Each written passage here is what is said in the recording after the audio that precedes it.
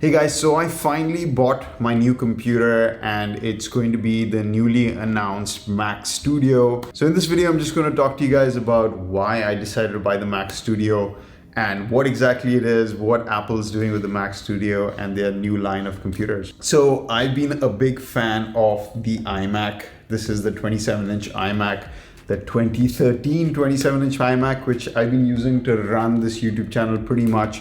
I recently shifted to doing all my videos in 4K and this machine's struggling a little bit. As long as I was on 1080p, everything was good. This machine's still really nice to work on, but with 4K stuff and with some other small jobs I've been doing like freelance work, which have some motion graphics and stuff in it, this computer is not really cutting it, especially running it with the triple monitor setup that I have over here. I'd say for the last year, this computer has been struggling a little bit. So I definitely needed to upgrade. So I've been a big fan of the iMacs in general because I thought they were the best value proposition in the whole Apple lineup.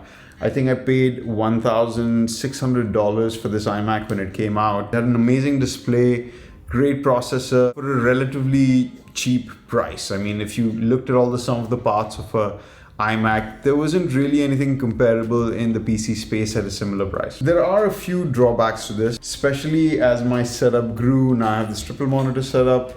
I was hoping for a new refreshed 32-inch iMac. That's what I really wanted. But it looks like Apple's discontinued the Pro line iMacs and replaced them all with the Mac Studio and the newly announced Studio display. So you guys might be familiar with the little Mac Mini PC that comes. It's a great little machine with an M1 in it. So initially I was actually considering a Mac Mini, but there are a couple of problems with it. One is that it has a RAM limit of about 16 gigs. And when I'm working in multicam footage 4K over here, I have 24 gigs of RAM and sometimes I'm reaching close to 24 gigs on this. So 16 gigs is a little limiting.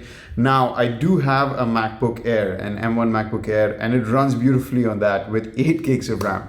So honestly, it's not really a restriction for me, but I wanted to buy a computer that's going to last me for almost another 10 years like this computer has. So I wanted to get something a little higher spec and something that can run my triple monitor setup. So the Mac Studio is probably perfectly positioned for somebody like me. It's their mid to pro range desktop computer and it packs the M1 Max processor inside it, and you can spec it up all the way to an M1 Ultra, which is more powerful than the most powerful Mac Pro, which used to cost $5,000 to start with, and the M1 Max version of the Mac Studio is absolutely destroying that Mac Pro for around $2,000. The new machine has better processors. It starts off at 32 gigs of RAM. Even at the $2,000 configuration, they only put a 512GB hard disk in this thing, which is pretty ridiculous, so I had to upgrade that. It's got 4 Thunderbolt ports at the back, 2 USB ports, 10 gig Ethernet, which is really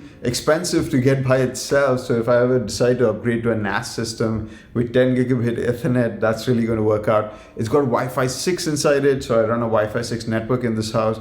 If you don't know the benefits of Wi-Fi 6, I did a video about it before. 2 USB-C ports in the front and an SD card slot.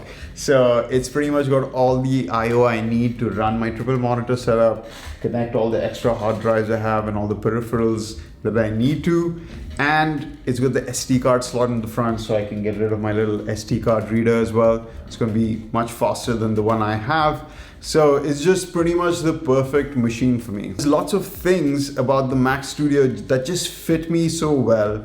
And I looked at the 27-inch Studio monitor as well, but I really wanted something a little bit bigger, and I reviewed this 32-inch BenQ monitor a while ago, and I really like the 32-inch size screen, especially for video editing.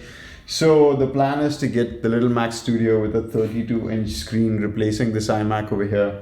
And that's going to be my computer probably for the next 7 to 8 years at a minimum. So I got the Mac Studio with the M1 Max processor. I upgraded it to the 32 core model.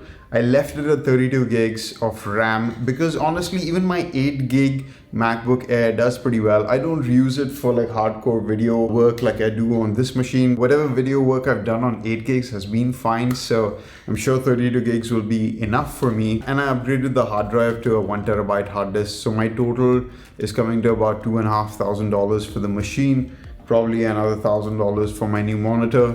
So that's gonna be my new setup. I've been waiting for a long time to upgrade my setup. I was so tempted to get a MacBook Pro, a 16-inch model, but I knew that it'd just be docked on this desk at all times. And I like having a super thin, light laptop like the MacBook Air if I need to work outside. I don't want to be carrying around a big bulky laptop. And you know, the main reason I'd want it is for the power.